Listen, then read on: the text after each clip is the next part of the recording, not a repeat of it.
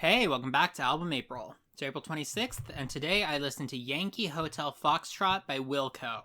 This is a really interesting case because this kept coming up on those critic lists of best albums of all times, and it was also cited as one of the best albums of the entire 2000s decade, and I have literally never even heard of the band Wilco. Usually with these sort of semi-underground alt-rock bands, there's one song of theirs that broke through into the mainstream just enough, but that absolutely is not the case with Wilco. At least not from my experience. This is an album that went through what some in the business call production hell. There was a change in drummers, there were disagreements between the engineers and the band members, and once they finally finished the album, their label didn't want to release it. So they left the label and released it independently on their website.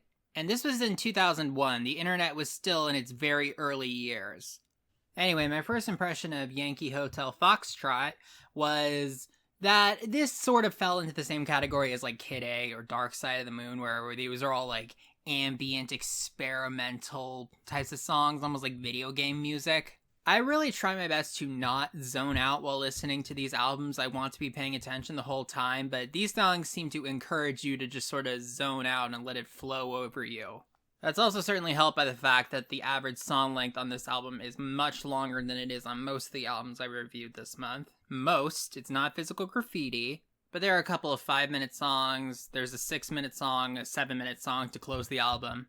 I also feel pretty confident in saying that we're not supposed to care about what the lyrics to these songs are, because with the first song I was trying to listen to the lyrics and figure out what the song was about, and I could get nothing. The lyrics seemed like gibberish. So this is that classic alt-rock word salad.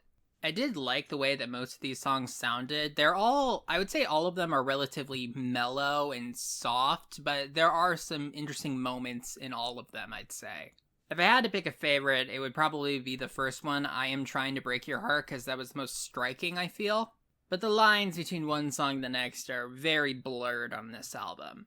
And while there weren't any songs from Yankee Hotel Foxtrot that I disliked, there also weren't really any that I loved. In all honesty, I prefer albums more like Yesterday's, The Hounds of Love, that set the bar higher and don't hit it occasionally, than one that sets the bar lower and consistently gets over it.